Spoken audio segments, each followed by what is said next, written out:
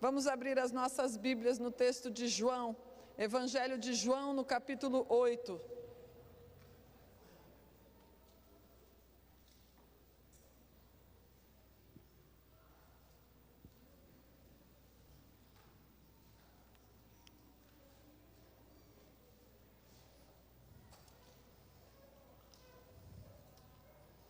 Evangelho de João, no capítulo 8, e nós leremos do versículo 1 até o 11.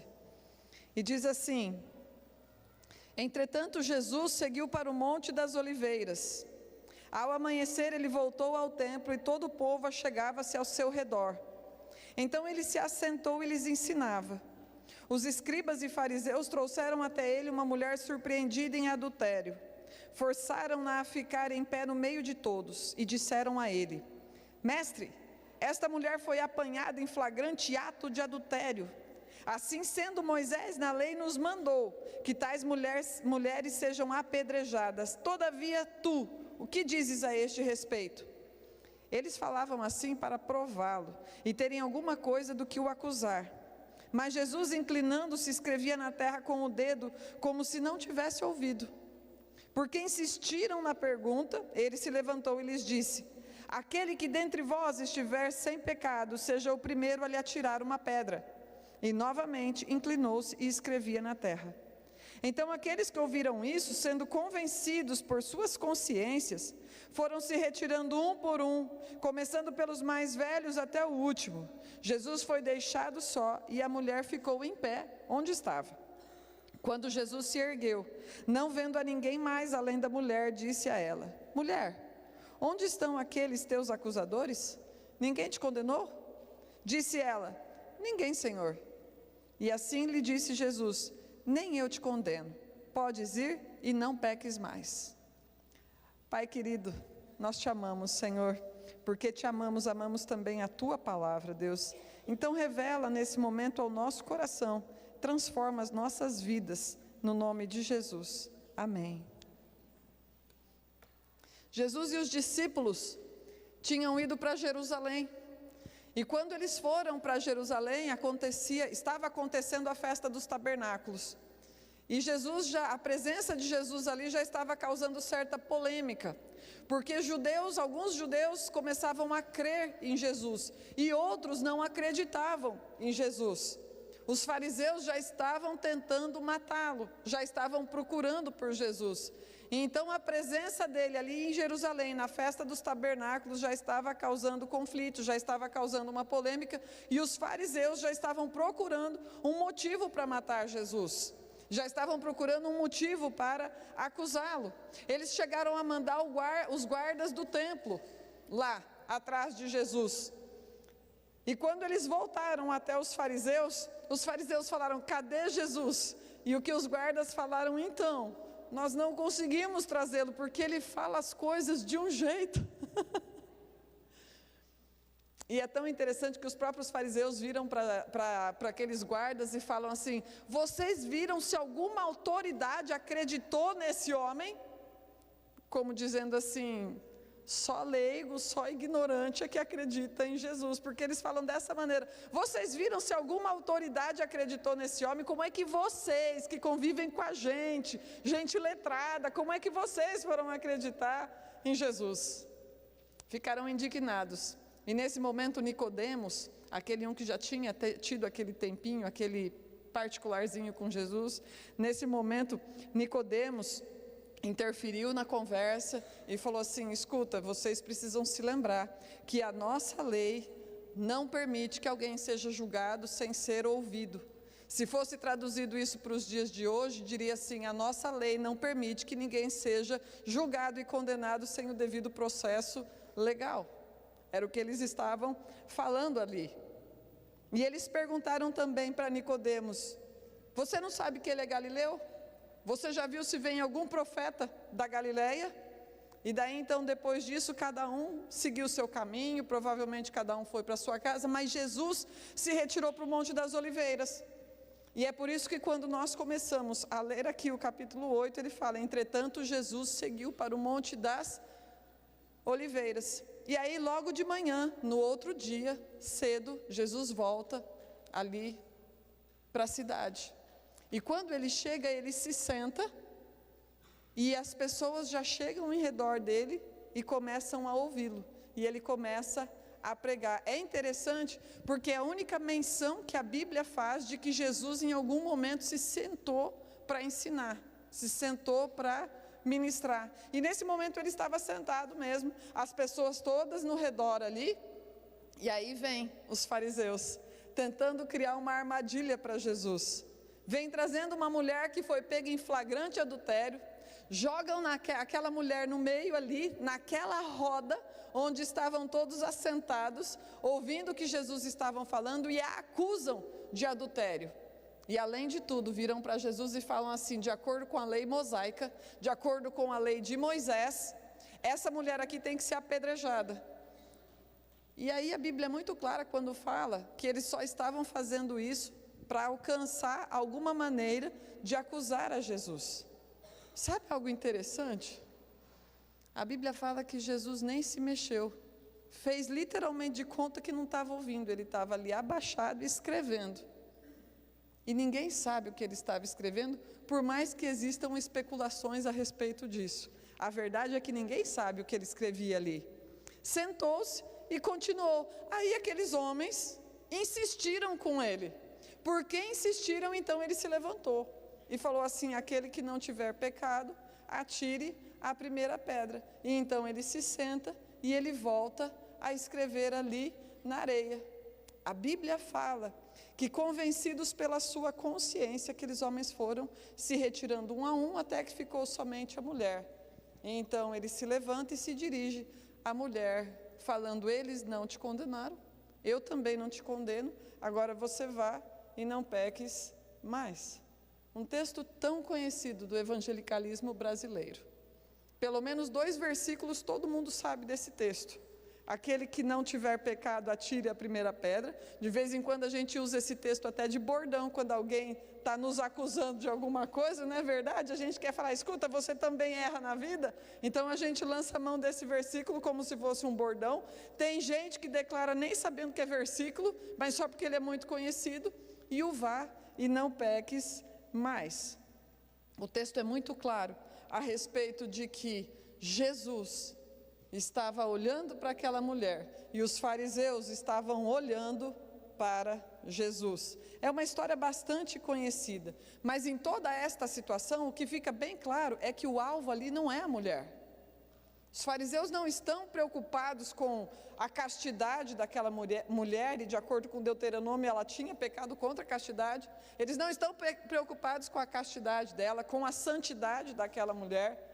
A preocupação deles é encontrar uma forma de pegar Jesus no contrapé, é encontrar uma forma de enquadrar Jesus, porque eles viviam tentando fazer esse tipo de coisa. E o que eles queriam era afrontar a Jesus e não a mulher. É isso que Satanás faz, o nosso acusador. Ele deseja nos usar para afrontar a Jesus. Antes das coisas acontecerem aqui, nessa existência visível e natural, as guerras são travadas nas instâncias que são sobrenaturais. Por quê?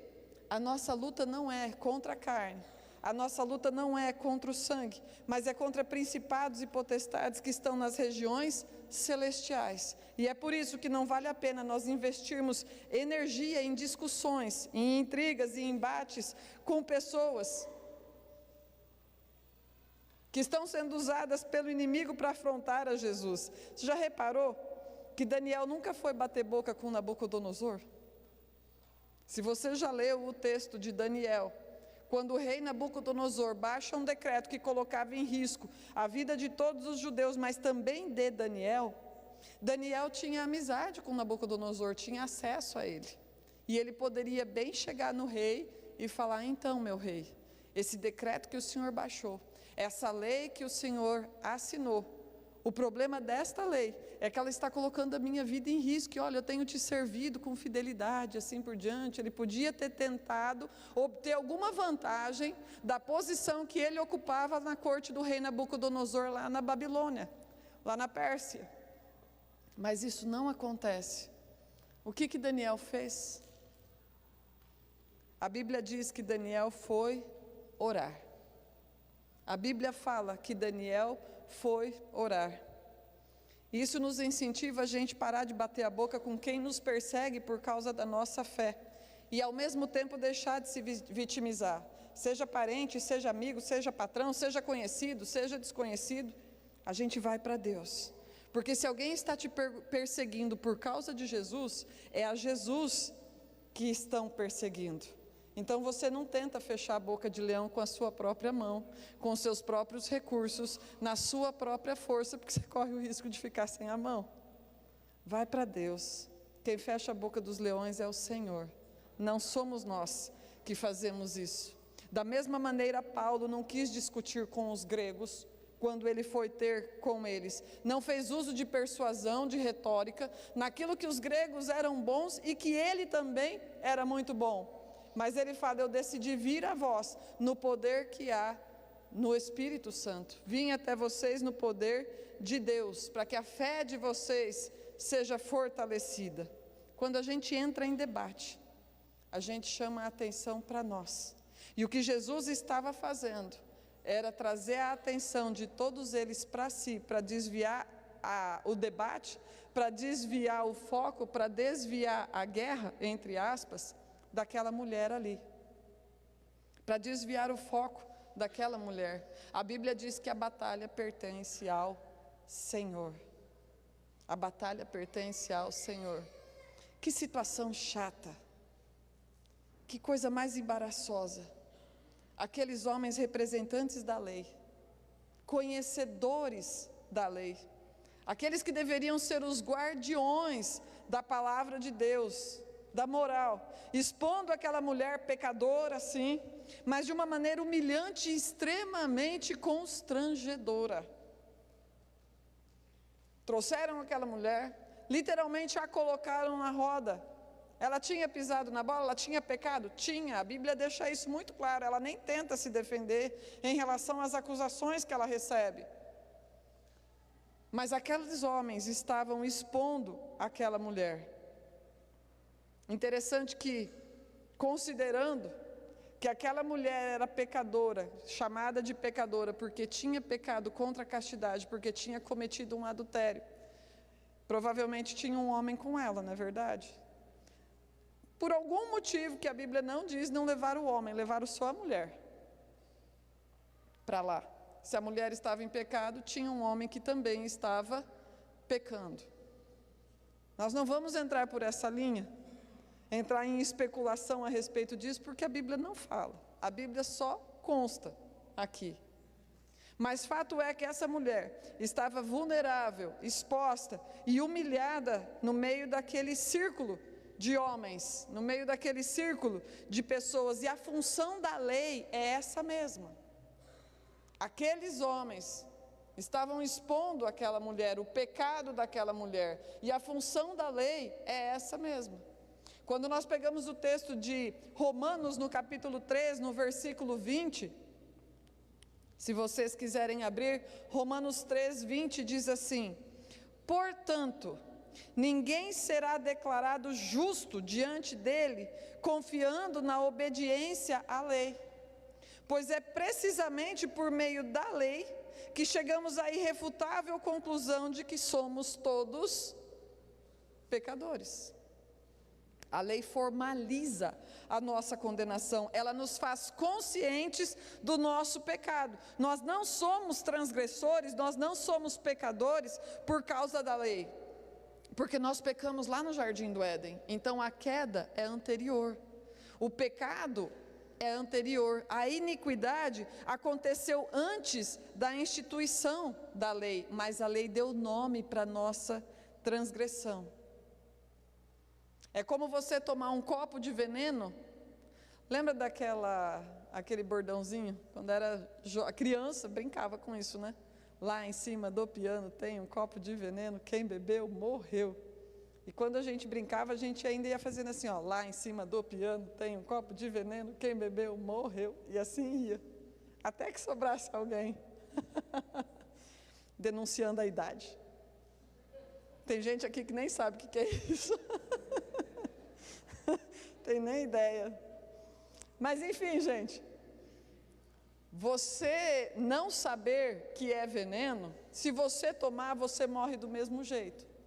E o que acontece aqui em relação à lei é: pecadores nós somos. É como se nós ingeríssemos um copo de veneno e depois a gente lesse o rótulo.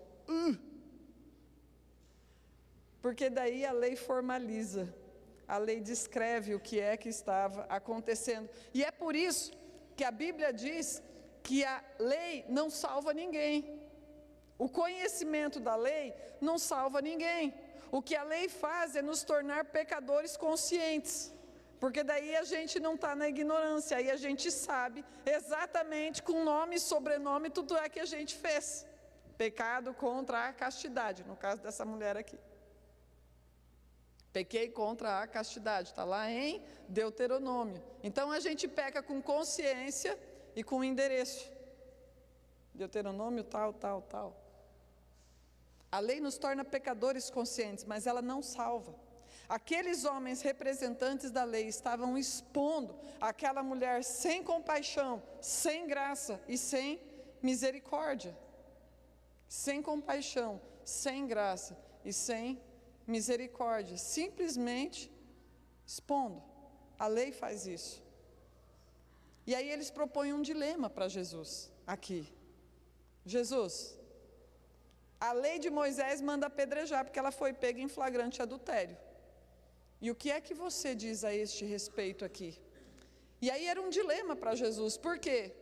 Porque se ele concordasse com a lei de Moisés e falasse mande apedrejar, então ele estaria transgredindo a lei estatal, a lei do Império de Roma, que não permitia que ninguém fosse assassinado sem passar pelos trâmites do Estado. Agora, se ele agisse com misericórdia, falando que ela não deveria ser apedrejada, então ela estaria indo contra a lei de Moisés, ele estaria indo contra a lei de Moisés, ali. E aí ele seria acusado de blasfêmia, porque estaria incitando a transgressão à lei de Moisés. Se Jesus defendesse, era uma situação, se Jesus acusasse, era isso. E sabe algo interessante? Jesus ignorou totalmente, ficou escrevendo na areia.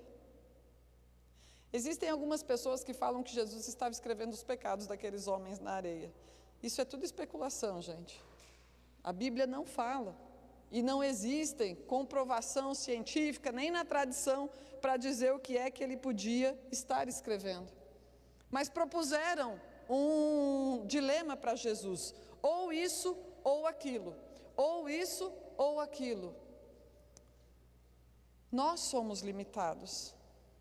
Jesus não. Quem diria que Jesus ia fazer aquilo que ele fez? Quem diria que Jesus não iria se limitar pelo ou isso ou aquilo? Ele é o caminho. E por isso, ele propõe um caminho que não tem a ver com a nossa limitação humana. E quem sabe se nesta noite você adentrou este ambiente com um dilema. Ou isso ou aquilo. Senhor, eu não sei se eu faço isso ou se eu faço aquilo. De vez em quando, a gente coloca Jesus dentro do mesmo quadradinho nosso. Porque nós somos limitados. Então a gente acha que Jesus é limitado também. Que ele só pode agir se for isso ou aquilo. E aqueles homens nessa mentalidade quadradinha também, limitada também, estavam observando apenas duas possibilidades, achando que agora nós pegamos. Agora ele vai se quebrar todo, ou nesta via ou nesta via. Se ele fizer isso, vai acontecer isso, se ele fizer aquilo, vai acontecer aquilo outro. Deus não é limitado. Então você também não precisa viver dentro desta limitação. Em Cristo, nós podemos esperar algo diferente de Deus. Porque de repente você está, Deus, eu estou aqui escolhendo naquilo que é menos pior. Eu estou escolhendo nisso ou naquilo. Jesus, eu estou escolhendo qual conta que eu vou pagar esse mês, porque o dinheiro só dá para uma. Ou essa ou aquela. Ou eu faço isso ou eu faço aquilo. Ontem eu estava conversando com uma pessoa e ela estava contando um testemunho para mim, falando que estavam justamente vivendo um dilema, tempos atrás. Era só o testemunho que ela estava dando, não estava vivendo isso, mas já tem algum tempinho. Ela falando assim, nós já não tínhamos mais recurso, e daí a gente tinha duas opções, ou a gente pagava a conta, ou a gente fazia o mercado. A gente não sabia se a gente ia para o mercado comprar comida que tinha acabado, ou se a gente pagava a conta que a gente estava devendo. E aí então o que eles entenderam como família de fazer? Nós vamos orar e nós vamos entregar a situação para Jesus. E oraram e entregaram a situação para Jesus. E alguém com quem eles tinham conversado meses antes, que tinha falado, olha, vou orar a respeito disso, a respeito de vocês, mas não tinha a ver com contas nem nada.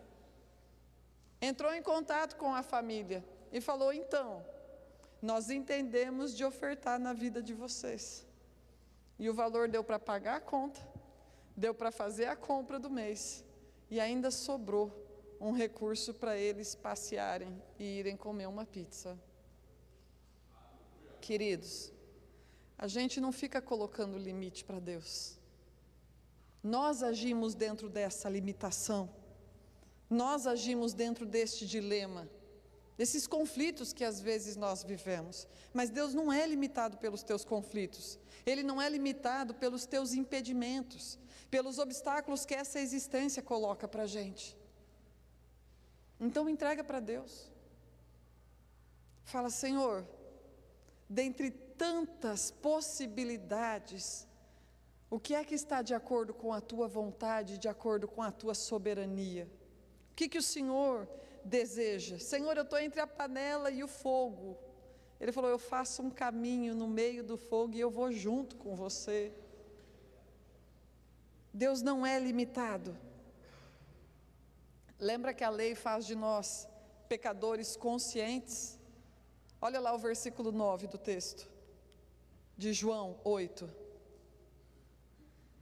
Então aqueles que ouviram isso, sendo convencidos por suas consciências, foram se retirando um por um, começando pelos mais velhos até o último. Jesus foi deixado só, e a mulher ficou em pé onde estava.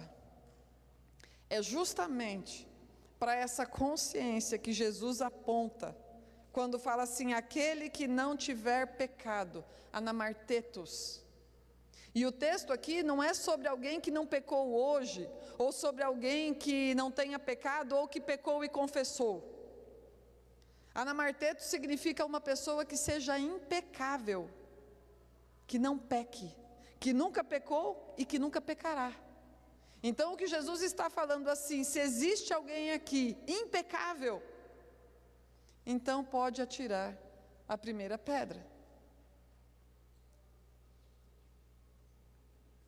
Jesus propôs um outro caminho, e aqueles homens achando que ia pegá-lo no contrapé, justamente ele faz isso.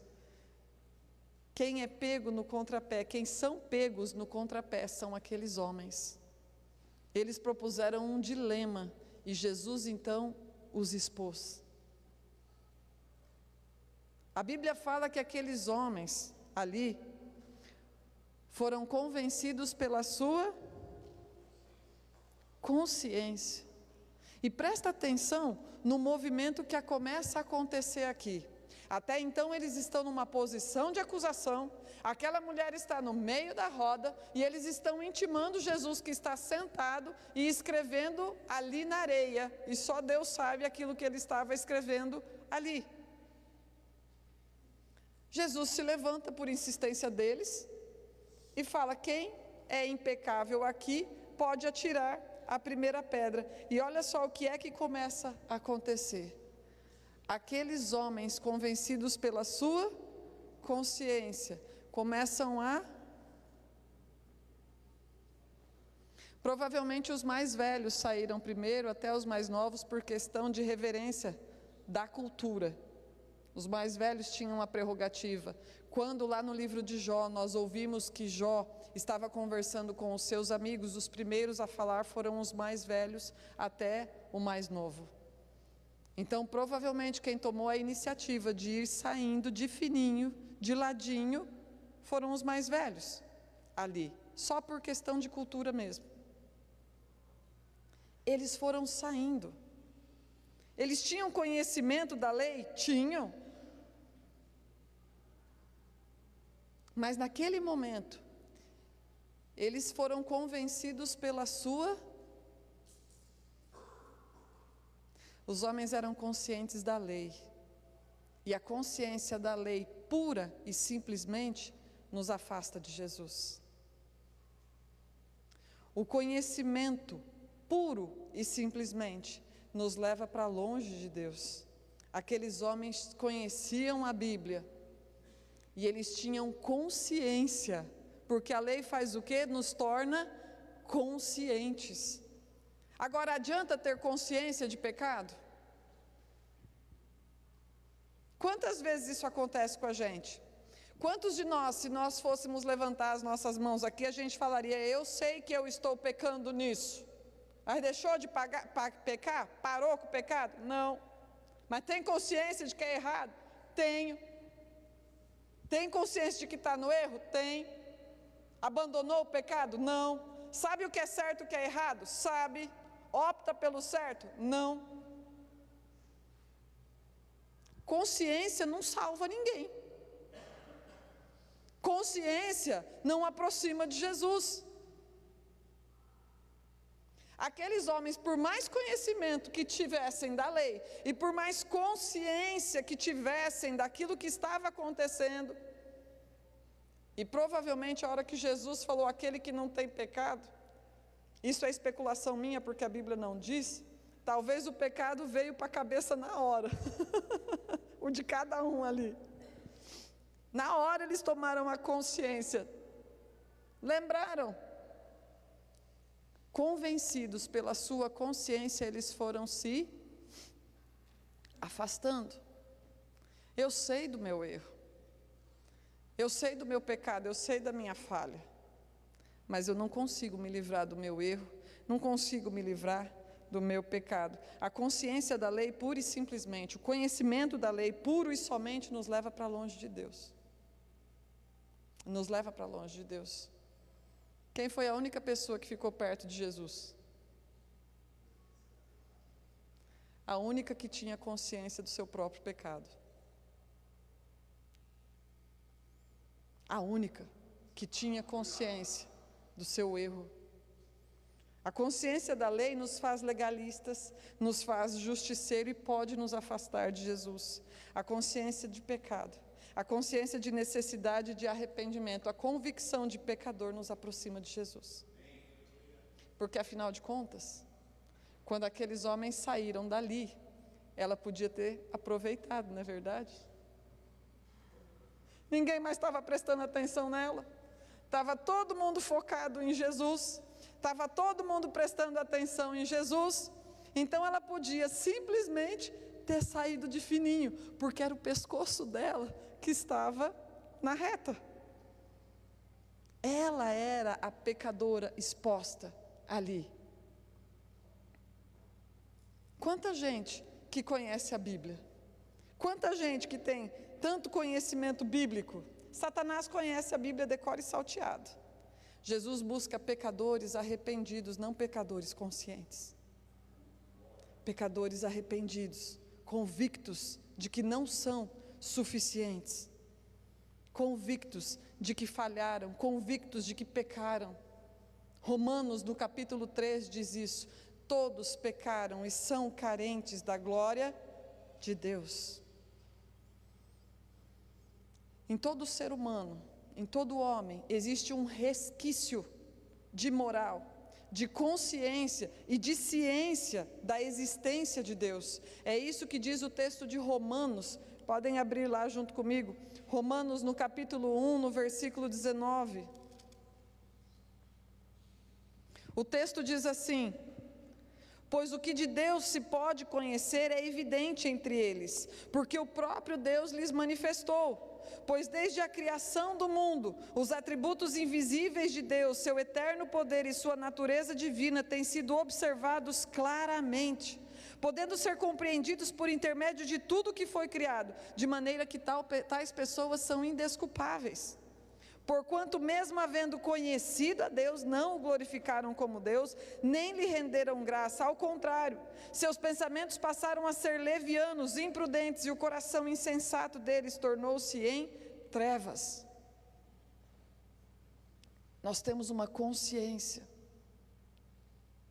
e a Bíblia diz que a criação revela a existência de Deus. A criação revela que existe Deus. E ninguém pode afirmar que Deus não existe, ainda que se intitule ateu. A Bíblia fala que ninguém pode afirmar que Deus não existe, e quando o faz, o texto aqui explica que faz intencionalmente, porque preferiu acreditar na verdade, na mentira, ao invés de acreditar na verdade. Escolheu acreditar na mentira. Até porque, se admite a existência de Deus, no mínimo essa pessoa tem que se dobrar, reconhecer que existe alguém que é superior.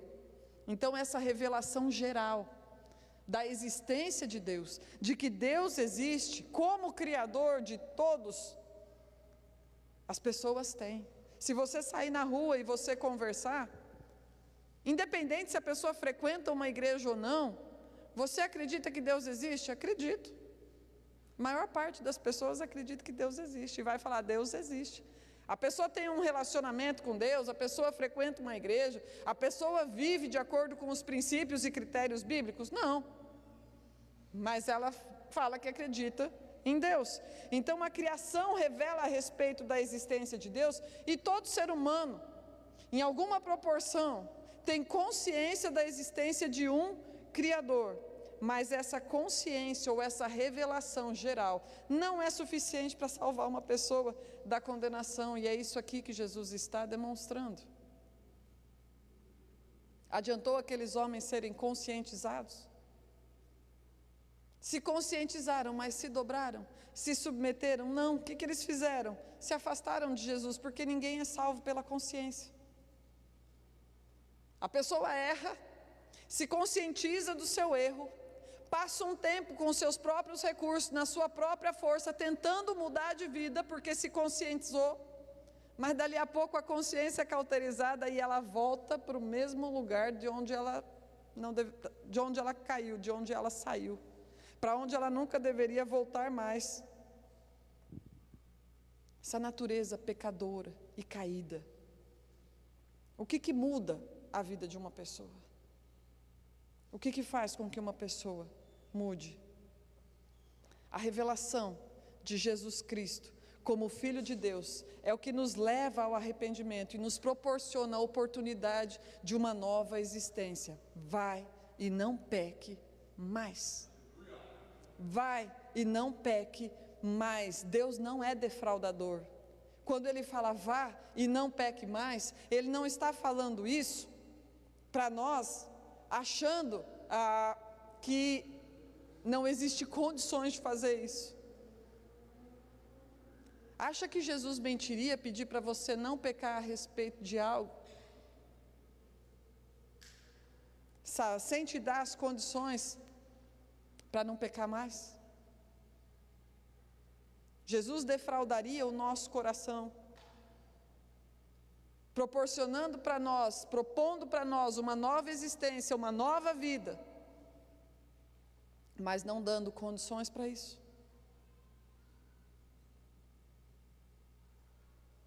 Consciência não salva ninguém. A revelação da pessoa de Jesus Cristo como nosso Senhor e Salvador é o que nos salva. E o conhecimento da sua palavra revelado dentro de cada um de nós pelo seu Espírito Santo é o que nos liberta, porque o que nos liberta é o conhecimento da verdade. Jesus Cristo é a verdade. O Evangelho não é a consciência da lei, porque de certa maneira todo mundo tem conhecimento daquilo que é certo e daquilo que é errado. Então a gente não pode pensar que porque a gente obedece bonitinho, porque a gente faz tudo direitinho, porque eu procuro fazer as coisas todas certinhas, que eu estou juntando crédito para comprar o meu cantinho lá no céu. Porque por consciência e por bom comportamento ninguém vai para lá. O Evangelho não é sobre isso. O Evangelho é sobre Deus que veio até nós, pecadores, se revelou de maneira pessoal e, portanto, o Evangelho é poder de Deus para a salvação. Algo que nós não poderíamos fazer. O que nos salva é o novo nascimento. Essa revelação íntima e pessoal de Jesus Cristo em cada um dos corações, dizendo que sim, nós somos pecadores, mas que se nós nos arrependermos e mudarmos de vida, por causa dessa revelação, por causa de quem Ele é, Ele nos livra da ira de Deus. Ele nos livra da ira de Deus. Então o que é que nós somos? Conscientes da lei ou convictos de pecado? Justificados em Cristo ou justificáveis? E eu costumo dizer que quem é bom de justificativa é ruim de arrependimento. A lei nos afasta ou a lei nos aproxima de Jesus? Queridos, a lei é boa. A palavra de Deus, escrita há mais de 2000 anos, a lei, ela é boa. Mas é a revelação de Jesus Cristo nos nossos corações, que faz com que nós nos relacionemos com a lei, como quem está com as suas dívidas quitadas, ou como quem está devendo. Já viu como é que se comporta uma pessoa que está devendo? Quem aqui já ficou devendo para alguém? Chato, né?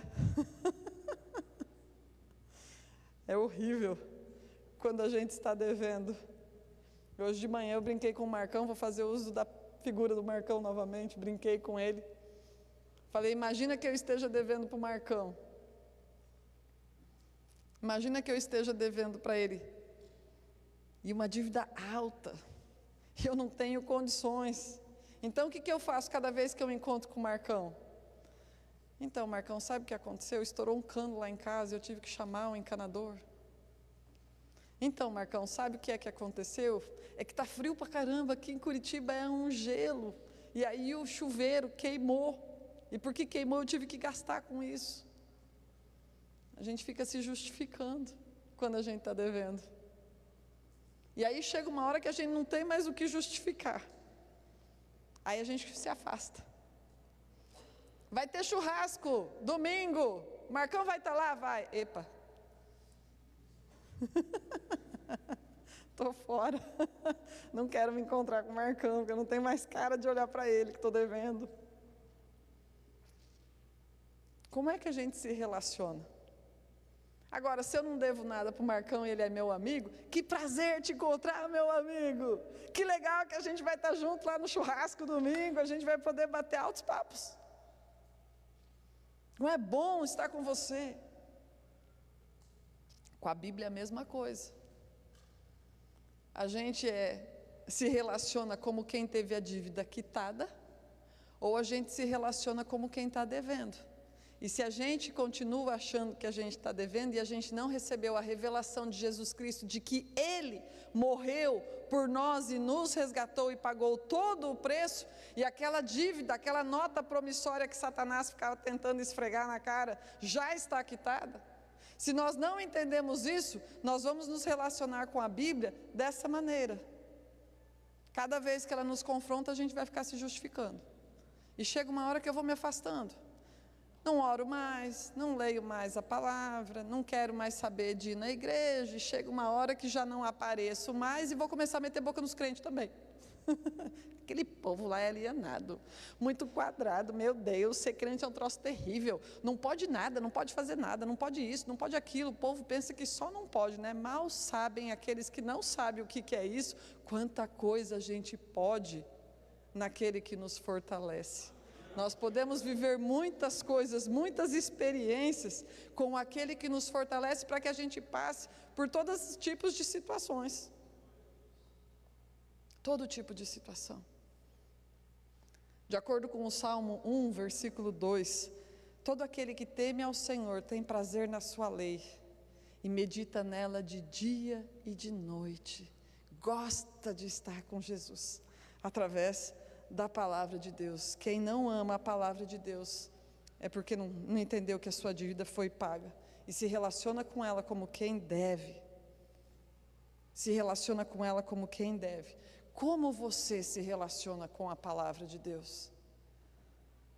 Como quem está devendo ou como quem sabe que Jesus pagou a sua nota promissória? Ah, mas então quer dizer que porque está tudo pago eu vou viver do jeito que eu bem entender?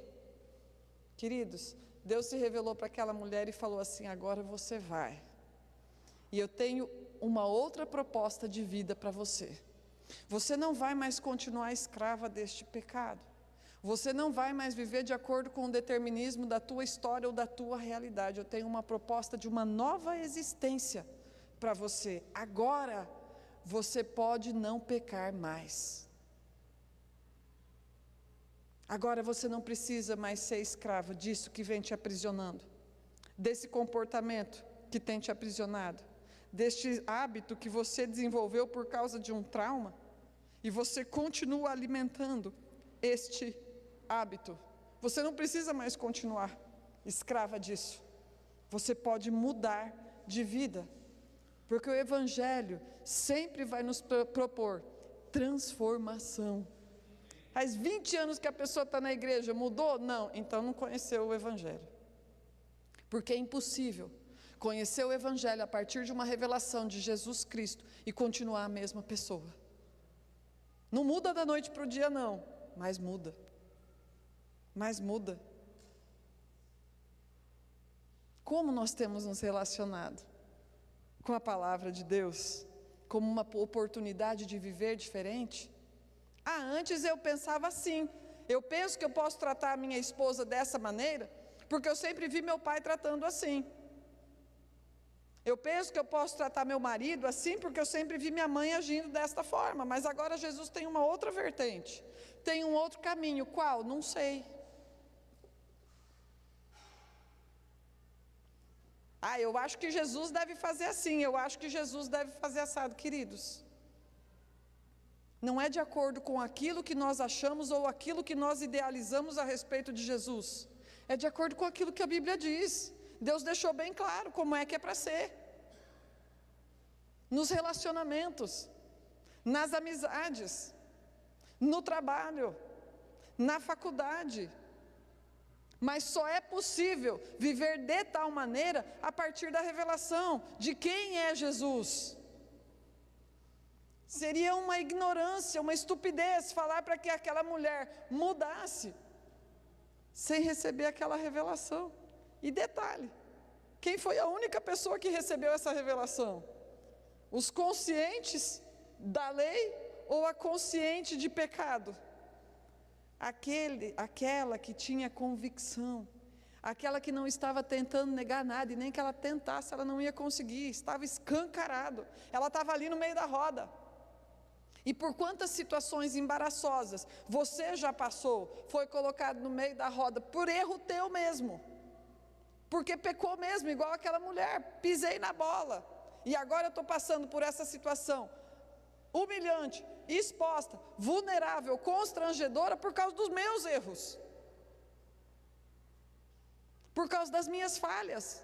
Fui eu que pisei na bola e vim parar aqui, mas olha só, ainda que você tenha pecado, pisado na bola, e esteja numa situação de constrangimento, numa situação de exposição, ainda assim, Jesus pode se revelar no seu coração. E aí você não tem que viver de acordo com a limitação e com o determinismo de ou isso ou aquilo, ou o fogo ou a caldeirinha, porque Ele é o caminho. Um caminho inimaginável. Quem imaginava que o Filho de Deus iria encarnar e morrer crucificado, a fim de que todo aquele que nele crê seja salvo? Quem imaginaria isso? Nem Satanás imaginou isso. Quem imaginava que aquela mulher não seria apedrejada naquele dia. Quem imaginava que aqueles acusadores seriam acusados pelas suas próprias consciências? A Bíblia fala que todo aquele que faz uma armadilha cairá nela. Eu fico lembrando muitas vezes da história de Esther, porque tem um homem lá que detesta Mardoqueu, o nome dele é Amã. Então ele faz uma forca, porque ele quer matar Mardoqueu, ele tem inveja. Ele quer matar Mardoqueu de todo jeito, então ele faz uma forca, porque ele conta que naquele dia Mardoqueu vai ser morto. E vai ser pendurado naquela forca que ele precipitadamente mandou construir. Qual foi o resultado da história? Vocês vão lá ler, mas eu vou falar. O próprio Amã acabou enforcado naquilo que ele mesmo tinha construído. A Bíblia fala que todo aquele que faz uma armadilha vai cair nessa armadilha. Aqueles homens propuseram uma armadilha para Jesus, e eles caíram na armadilha, porque no final das contas, quem ficou numa situação totalmente constrangedora, embaraçosa e vergonhosa foram eles.